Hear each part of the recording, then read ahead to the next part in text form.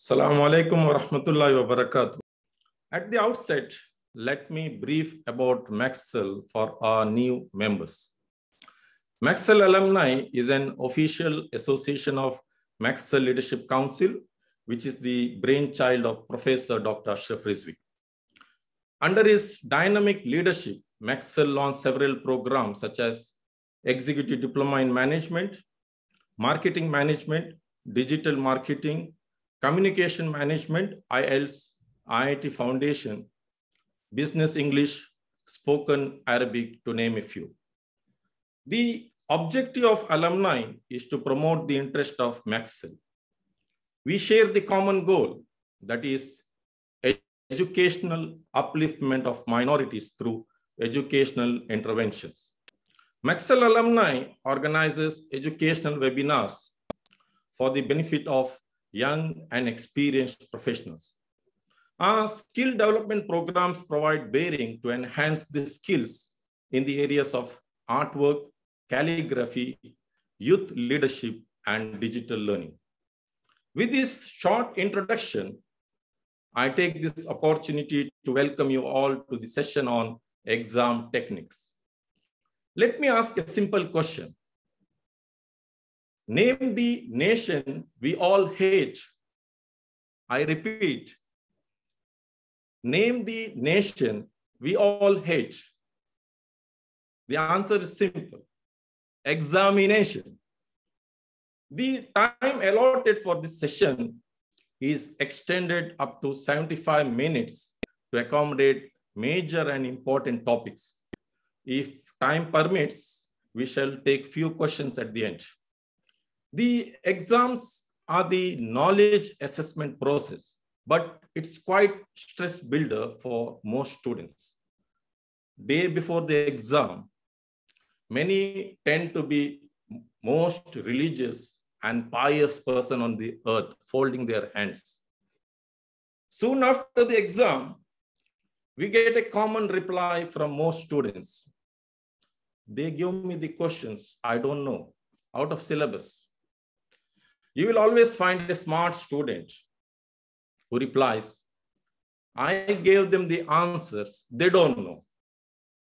Now, with this, let us welcome our keynote speaker, Ms. Saba Syed. She is the founder of Talent Sphere, which is established in Pune. Saba comes with over 20 years of experience in training and education. She holds her MPhil in clinical psychology, MA in counseling psychology, and PG diploma in career counseling and life coaching. She is a certified career counselor and trainer. She secures her interest in educational and career counseling. She conducts career guidance seminars, study skill development programs, stress anxiety management, time management, dealing with exam pressure, and teachers training in various schools. She is associated as a freelance counselor with many institutions. Being passionate about social work, she is involved in various projects with NGOs. Let us welcome her, Miss Saba. The screen is yours.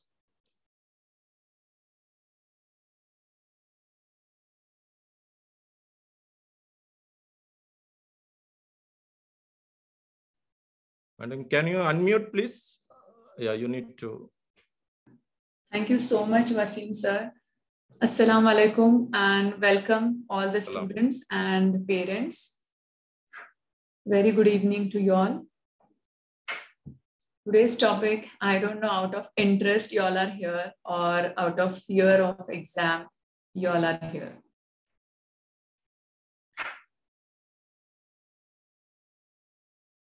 Exam technique or how to prepare for exams, especially dealing with stress in COVID times.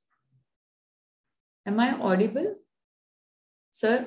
Yes, very much, very much. And the screen? Yeah, it's clear. Okay, yeah, thank you. Okay.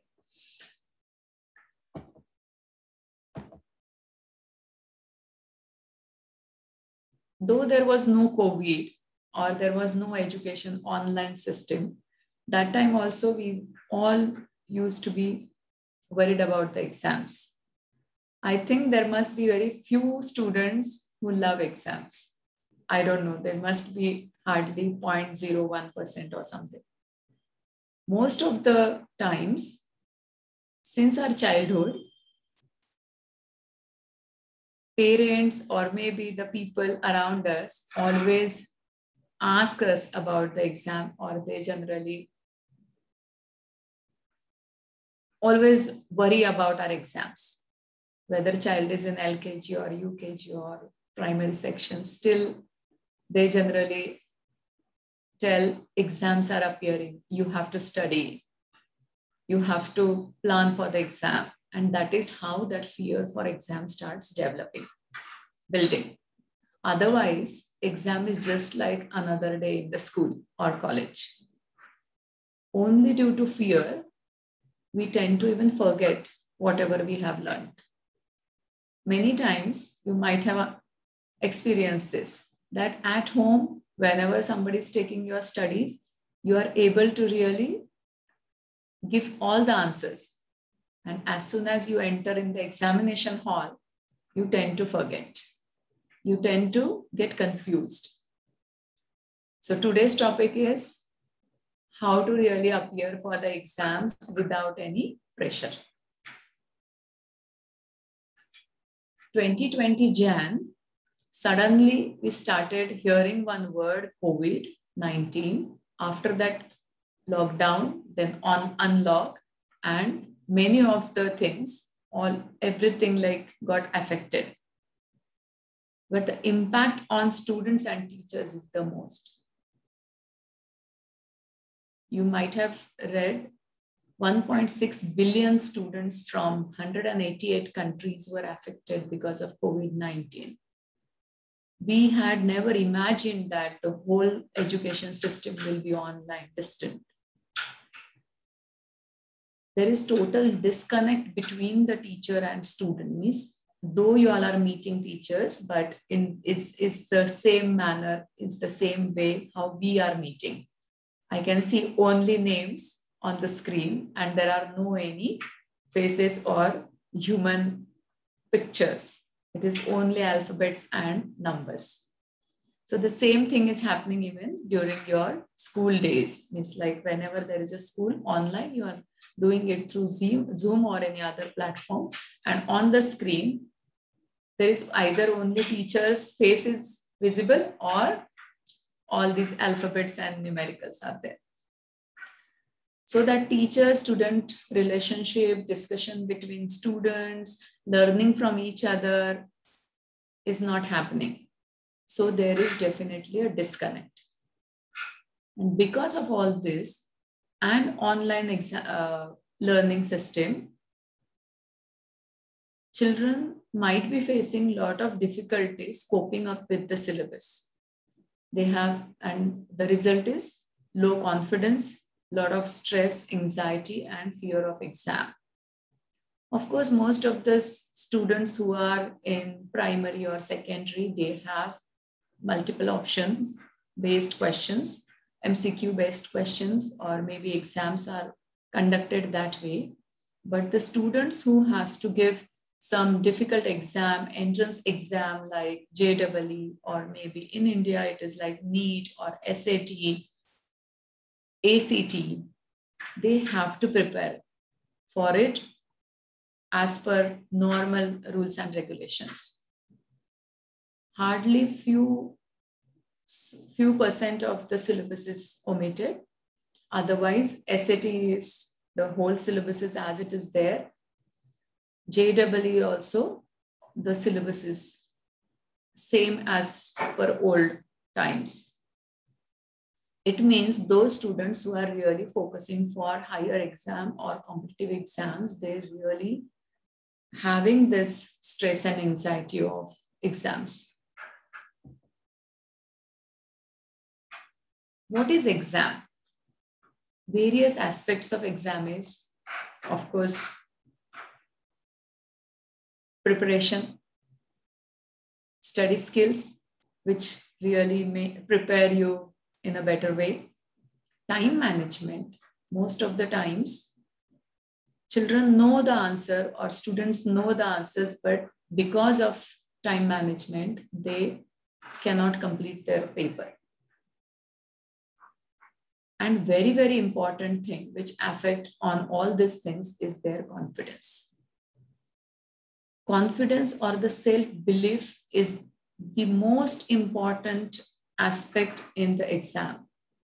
I always tell students, those who get 80 plus and those who cross 95%, actually capability wise, they are the same. Only thing what differs or what distinguish the students who are getting 80 plus and students who are crossing 95 plus is only self-belief or their strong temperament at the time of exam. I used to prepare children for various competitive exams. Even today, I teach logical reasoning. Right from students who are in 10th standard or maybe 9th standard to students who are appearing for IAS or UPSC exam. I have seen one thing, that is only the temperament of those 120 minutes or 60 minutes. And that for that temperament, you should be having confidence in yourself, like self-belief. Positive attitude, because many students, they can perform very well during the mock tests, but they cannot perform at the final exam. That is only because they become anxious or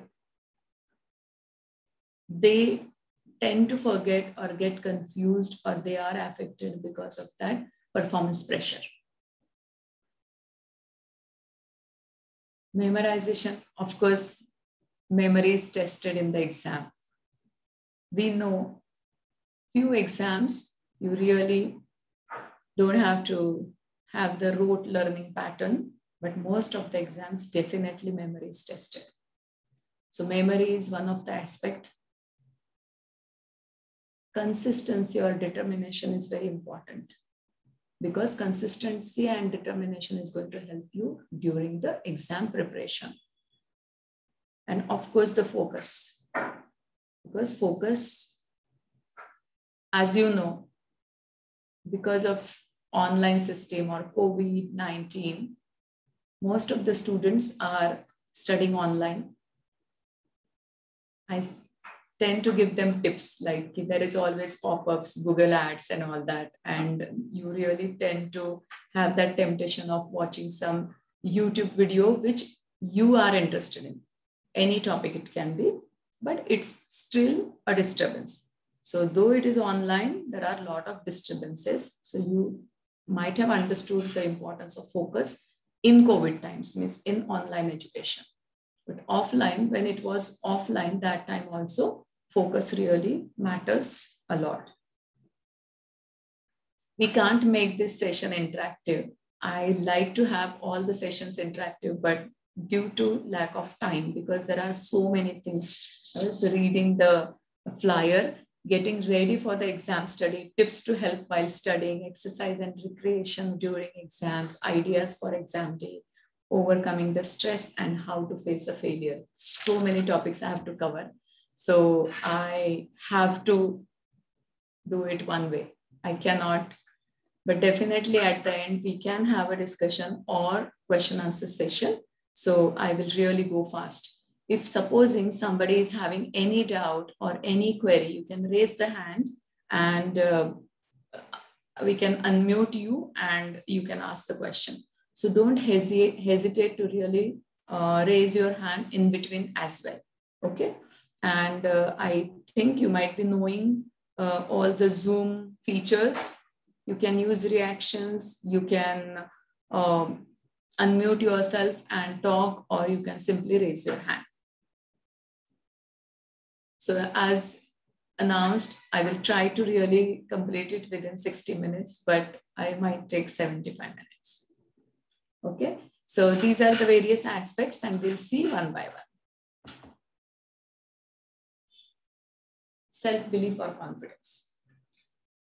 As I started in the beginning, since our childhood, there is a lot of pressure about the exam, performance, or the result. Children generally are worried about the consequences of their studies or exam. Consequences means the outcome of exams, means results. So there is always one inner critic. Inner critic means there is someone like that inner voice, which is negative within us. And that actually is the cause which pulls down our confidence. That inner critic generally says, like I can tell typically for some subjects like maths. Now maths is generally difficult subject. Nowadays, I don't know why, but nowadays, many of the students say maths is difficult or physics is difficult. So how it develops? When the child, I don't know, our students are how old? Okay, but still, whenever child is growing or you are growing, we overhear a lot of things, like maybe our sibling, the elder brother or sister, they are telling like, maths is really important, you have to pay attention, or oh my God, it's maths paper, it's really difficult. Why this physics is there, I don't understand. Physics is really tough. Or mothers generally who are not having science background, generally, they tend to give a lot of importance since childhood that maths is very important. I had not paid attention. So for me, maths was difficult. So now at least you pay attention. So since childhood, that child or you are listening to all these dialogues. Either somebody is directly telling you that maths is a difficult subject or important subject. Even if they don't say difficult, they will say maths is very important subject or maths and science is really important. You have to pay attention. And that is how we start developing that fear of maths. Or unfortunately, some of the times you get some very strict maths teacher or any subject teacher who is strict and very rigid. That time you really start developing that fear of that particular subject. So it is generally my experience is physics or maths. And that is how this inner voice starts telling us that maths is really important. I'm scared of maths exam. Or maybe sometimes they even have that inner voice is, I forget theory subjects. I can't learn. I'm not good at theory subjects, or I'm not good at learning, like that. Some inner critic is there which actually hampers or impact our confidence. So that inner critic, you have to identify that what is that.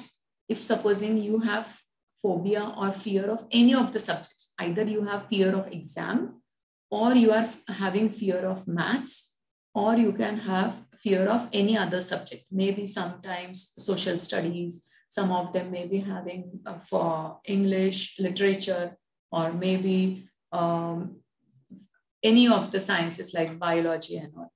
So first thing you have to identify what is that, those thoughts which comes in my mind. Am I really worried about the result and the consequences afterwards? Like maybe Papa will shout or Mama will shout or teacher will tell my marks in front of friends. So maybe I will feel insulted. It can be any thought which is actually a negative thought, which is affecting your confidence or which is adding that fear in your mind. So that inner critic you have to identify and then just start. Supposing I give a lot of, you can use chat box also if you don't understand what I'm talking, or if you have any kind of reaction. Okay, please give reactions because all the videos are off. I will request you all, if you can switch on your videos, it will be better for me, because I'm not understanding who is listening to me or how old are the students and all that. And we didn't have any time to really check or introduce each and every person. Yeah. So I was talking about inner critic. So whenever I come across with the students who are having fear of any of the subjects, I generally ask them to really start saying, maths is easy for me, or maths is not very difficult. Practice. If I practice, I am going to I'm going to perform well in maths. It's easy to get good marks in maths. Such positive statements, if you repeat, then definitely that inner critic you can remove. Then second one is write down strengths and weaknesses related to that academic or subjects. Now, writing down strengths and weaknesses of academics means you might be knowing SWOT analysis. SWOT is like writing strengths, weaknesses, opportunities, and threats. Now, opportunities here is just that I call it as academic SWOT. Now, academic SWOT means opportunity, you are going to get good marks, and threat will be you might not get, or you might not perform well. That is threat. Now, strengths and weaknesses. So academic strength means whether your memorization is good, you are hardworking person, you take out notes properly, you plan very well, and you really follow your plan, or you can follow the timetable very well. You are good at any particular subject, like you are good at writing, you're good at time management, you're good at languages, you're good at maths, you're good at calculation. So these are your strengths. And weaknesses can be you lack in time management, you can't focus, you get distracted. So if you introspect yourself first before starting preparation, or maybe if you know your strengths and weaknesses related to academics, then weakness can be you tend to forget, you have a lot of fear of exam, or maybe you get confused. So these are the weaknesses. So if you make a list of strengths and weaknesses, then it becomes very easy for you, like what is your strength, which you are going to utilize to really prepare and give the exam, and which are your developmental areas which you want to work on it. So if you make a list of strengths and weaknesses, it gives you a clear picture, like what will be your strategy for preparation. Then you should never compare yourself with anyone. It is very, very important that most of the times parents tend to compare children, like both the siblings. She get good marks in maths, why can't you score? Or maybe you learn from your brother. He gets such good marks in physics, but you can't. Everybody is having uniqueness. You are special, maybe you're, and that is only because of your liking. If you like maths, or if it interests you, you will perform very well. And generally it is dependent upon the teacher. When you are growing, like maybe 6th, 7th, or 4th, 5th, 6th, 7th, if you get a good maths teacher, you start loving that subject and you really perform very well. And if you don't get good teacher, then you might start hating that subject. So don't compare yourself with anyone. Generally, it happens that whenever teacher is telling about before the exam, they take mock test, or maybe teacher take revision test and all. In that, somebody is performing very well, and that anxiety or the exam pressure starts developing in you. So don't compare yourself with anyone. Everybody should have their unique exam strategy, because it is very personalized, because everybody's strengths and weaknesses are different. So understand syllabus in depth. Now, as I told, you have to write down the strengths and weaknesses related to your academics or studies. Similarly, syllabus you should know very well, that which of the topics you can make a list of. First of all, syllabus in depth means what is the syllabus of the exam? What is the weightage? Nowadays, they are giving equal weightage to all the topics, but few topics are really having less weightage and few topics are having high weightage. So weightage of the topic, if it is given, you should go through it. You should know the syllabus in depth means what types of questions are going to come. It is like format of the question is question paper format, weightage of the chapter, syllabus in depth. This you should know. Make lists out of syllabus, each subject. You should make list of difficult and easy chapters, because if you know the list, like what chapters are difficult, you will pay more attention or you will give more time to those chapters. And easy manageable chapters, you can simply give less time, or maybe it is like first you complete your difficult chapters and then you just take care of easy ones, or it can be vice versa, like first you finish all the easy ones and as exam is approaching, you will be doing difficult ones. Set goals, plan to achieve it. Set goal means you have to set like, okay, maths or maybe chapter, every subject, supposing you are getting 70% or 80%, where I want to reach, because unless and until you don't know your destination, you cannot plan. So supposing you are planning for 80%. So 80%, to achieve it, you have to plan.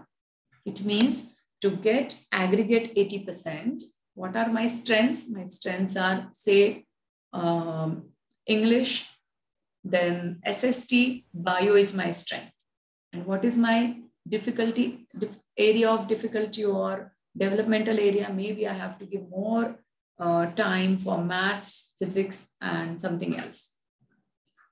So you have to understand that I know I score very well in English and other subjects, but I struggle in maths and all. So if I want to get really 80%, then how many percentage I should improve in maths and how many percentage I should really focus for other subjects.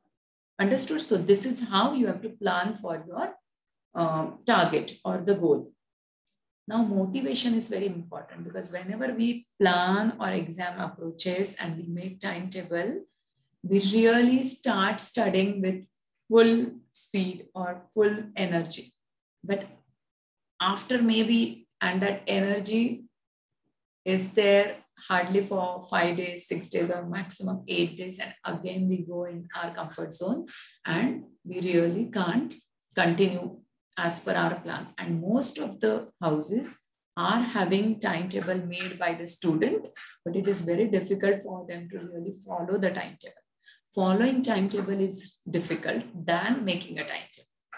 So motivation is very, very important, that if you are having that inner drive or inner motivation, then you really go as per your plan, and then you are always successful in any kind of exam. The most important is time management. Now for both the things, either it is exam time management, means when you are giving your exam, that those 3 hours or 2 hours, that time management, as well as time management means before the exam, during the preparation. Now, during the preparation, first I will talk about the preparation. Now, whenever any exam is approaching, of course, exams like which are very difficult, SAT, or maybe in India, we have JEE, NEET and all, or UPSC in that case. So these exams are very competitive exam. So 2 months before, 3 months before, you have that exam pressure, or you have to set the timetable. So as I told, in the timetable, you should have all the things.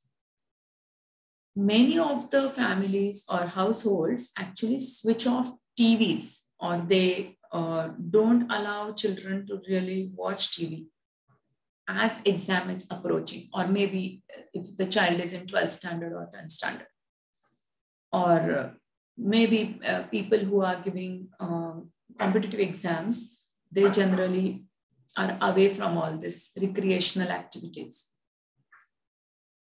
Generally what happens that if child is not getting that at home, now TVs in your mobile, TVs in your computer, everywhere, on one click you can watch whatever you want.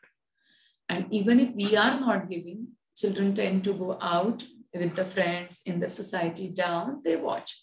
So I always tell them, any human being means temptations.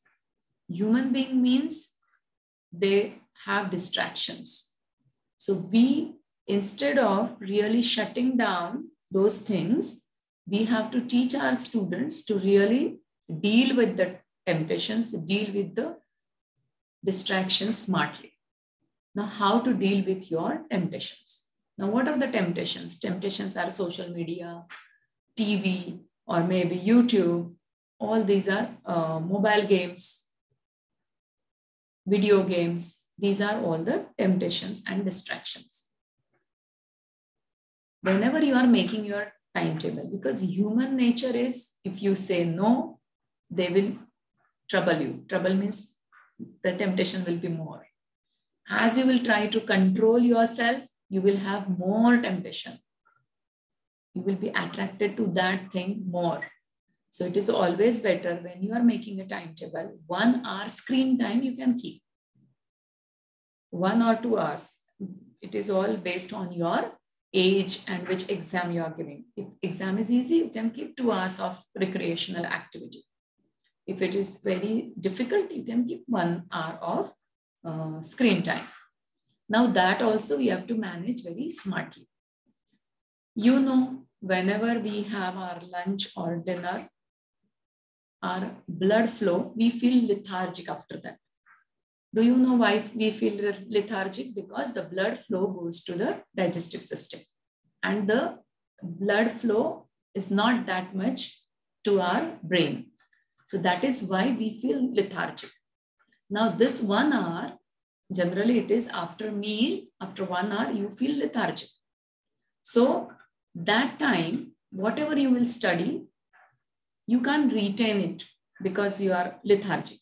So it is always better that time you can utilize for your screen time.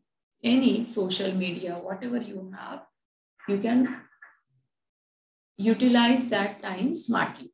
Either you can take a nap or you can use it for the screen time.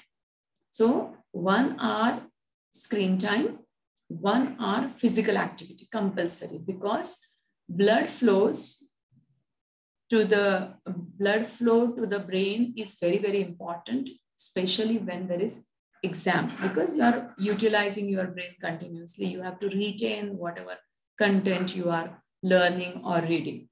So for retention, there has to be good supply blood flow towards your brain.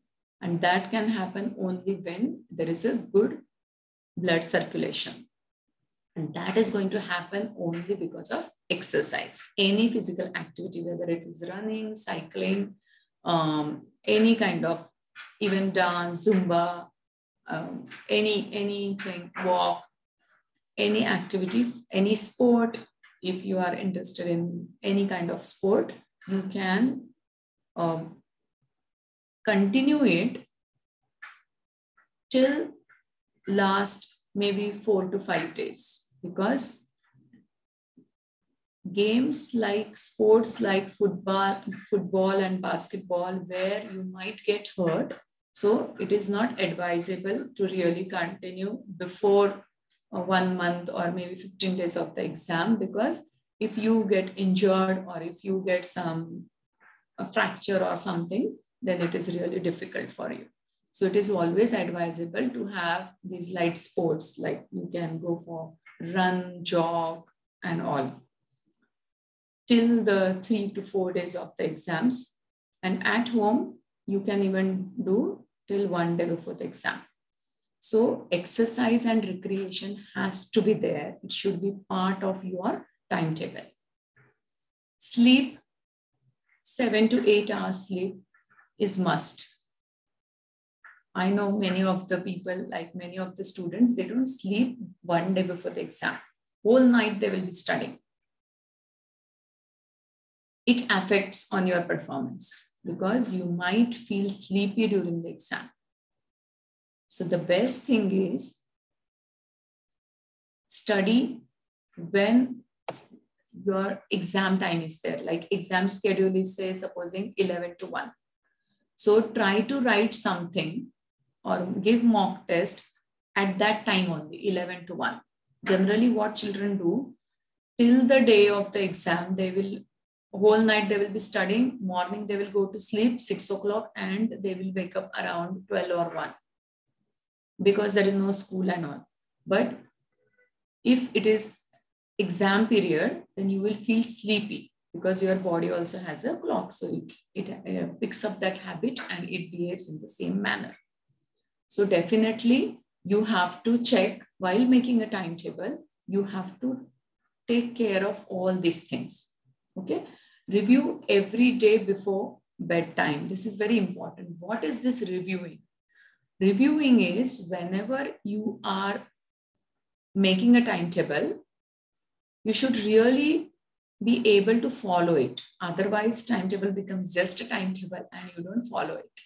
So to make it more effective, every day when you go to bed, just remind or just try to recollect that since morning, whatever hour, have you done it as per your plan? And this maintain a time waster's diary that I always tell the students who are giving some kind of competitive exam. What happens that if you follow this just for 30 to 40 days, because as per psychology, any habit, if you follow it for 40 days, we inculcate it. And then for lifetime, it becomes your habit. So this time waster's diary, if you maintain for 40 days, lifetime, you will never have any problem with time management because you will become very conscious about wasting time. What is this time waster's diary? Time waster's diary, I always tell the students, like you have to keep one small diary below your pillow and a pen or a pencil.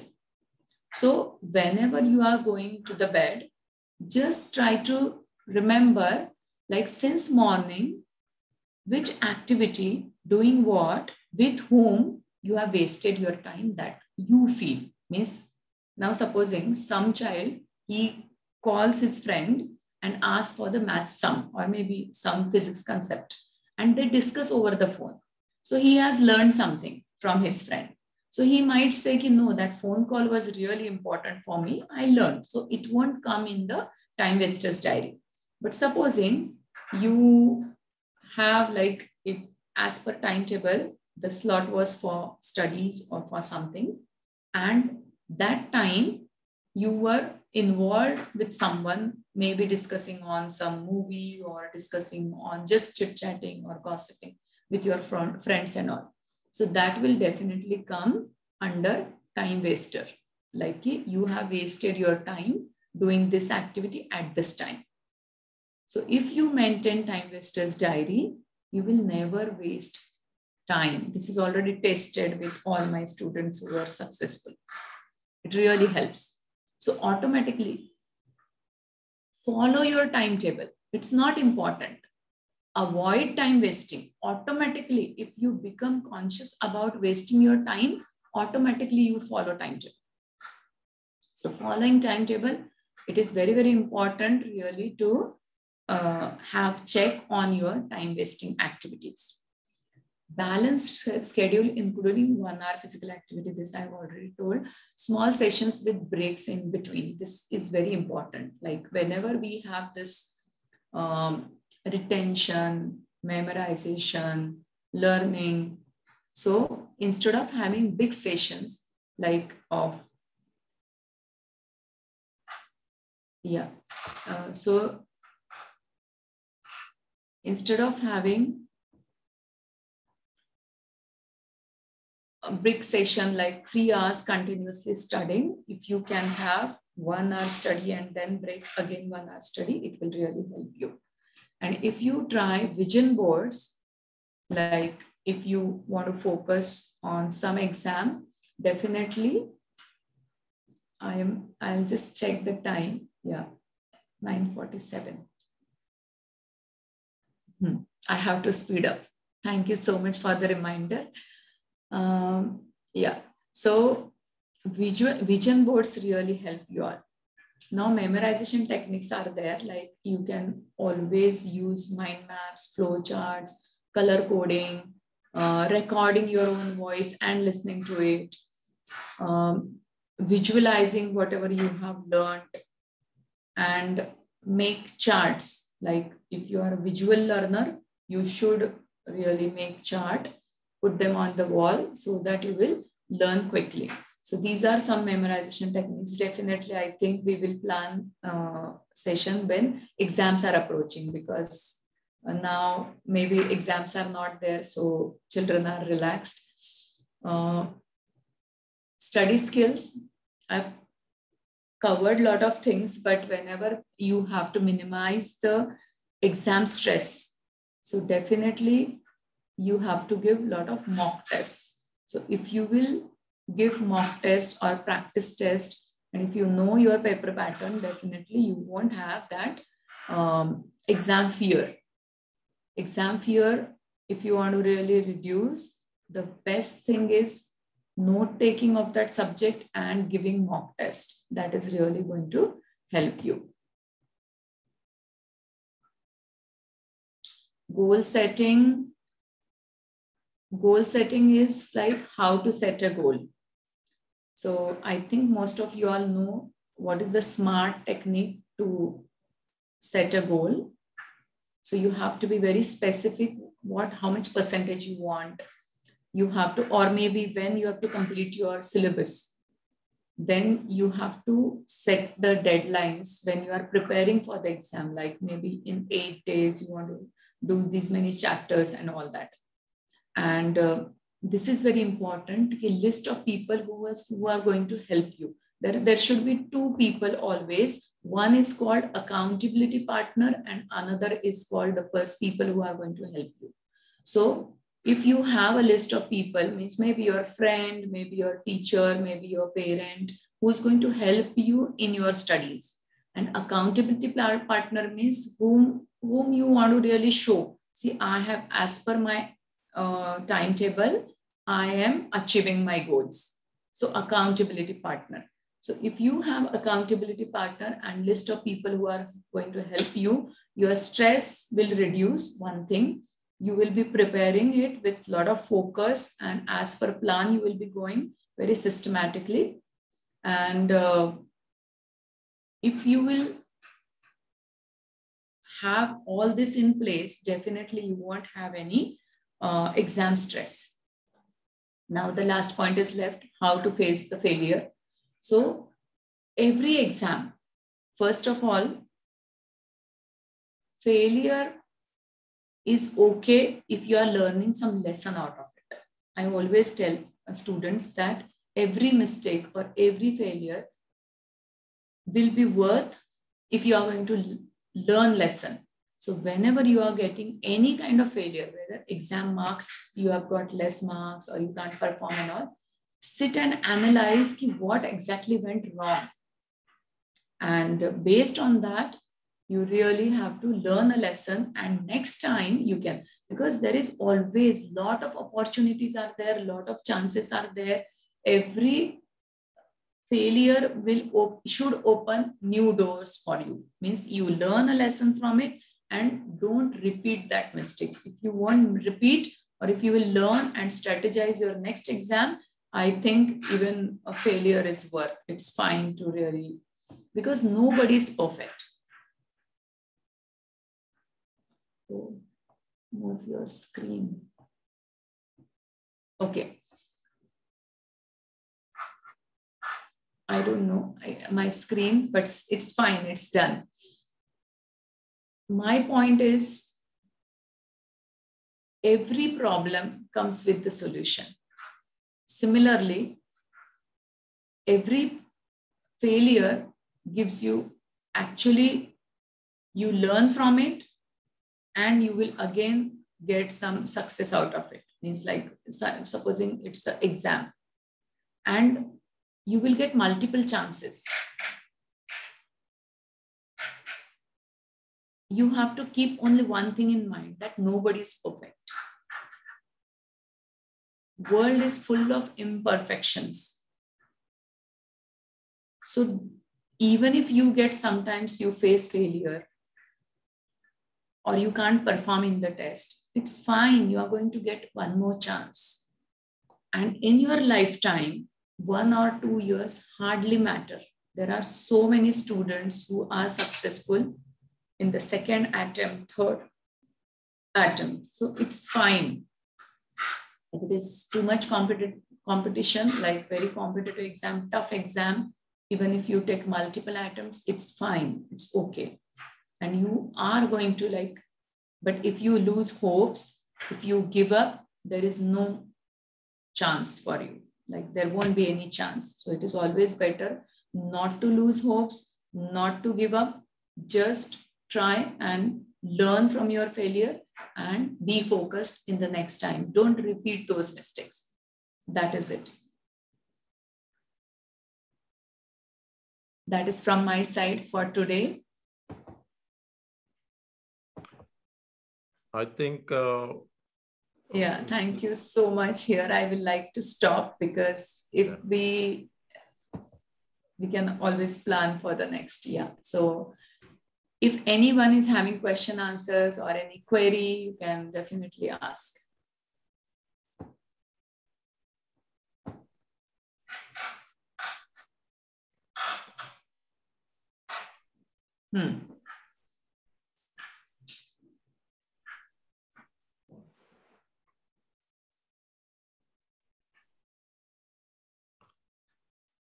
I can see one student, Wakasuddin Khaja.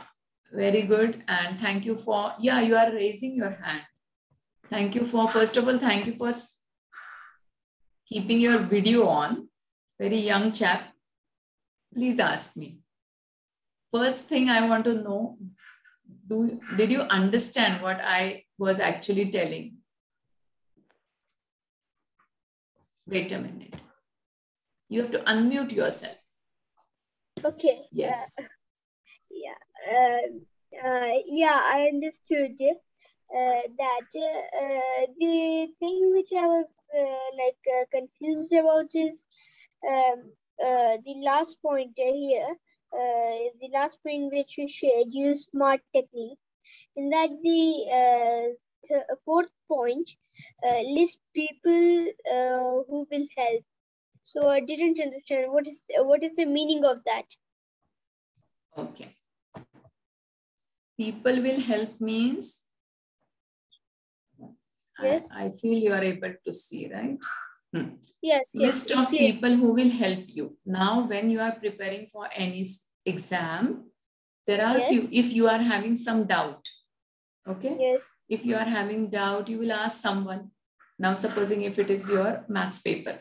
So if you are having doubt, you will ask someone. So you should know that which friend you can ask, whom you can call, or which teacher can help you, or any of your parents, like maybe mama is good at maths, so she's going to help me in maths.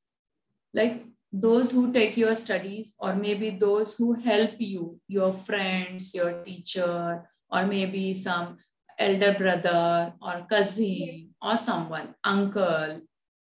They generally help students, right? Yes. So people who are going to help you, and I didn't write here, but I was telling about accountability partner. Means what? When you make a timetable, we generally we tend to not follow it. So if you have an accountability partner, now supposing in every house, one parent is little strict and other one is lenient, right? Yeah. So the strict parent, you can always make accountability partner. That papa will come and ask you, did you complete, are you following your timetable? You have to, or you can yourself, you can say like, papa, I'm following my timetable, or maybe I am doing as per my plan. Okay. Understood? Accountability partner means. So Yes, the people who are understood. going to help you and people who, one accountability partner is more than sufficient. Okay? Okay. And one more point was be specific. Be specific means that one. Whenever we are setting a goal, so that time you have to be very specific, like when you have to do what, like supposing there are two chapters. So these 2 chapters you are going to complete in how much time? So you have to be very specific about it. Not like, okay, I will do maths, Saturday, Sunday, I will do maths. Monday, Tuesday, I will do maybe languages or science. What exactly you are going to do? Science means which chapter? How much time? So you have to be very specific about it. Prioritize means which chapters you have to do first and which you can, means like out of the difficult and easy list, you have to prioritize even further, like which chapters you are going to do earlier and which you, maybe difficult ones you will do first and then easy ones, or maybe easy ones first and then difficult ones, like that. Got it? Yes, I understand. Yeah. Yes. So you are in which class? Welcome. I'm in 5th. Oh, that's so nice. 5th standard child is giving so much importance to this topic. Thank you so much. Yes, I really appreciate it. Exams actually. So. Okay, so did you feel it is easy? I mean, it's like it will help you? I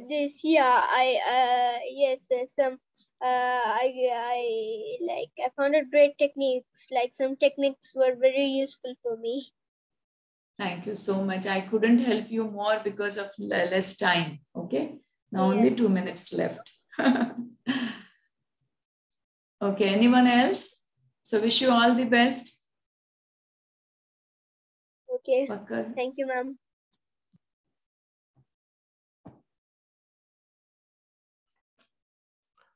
You can put your questions in the chat box as well. Yeah.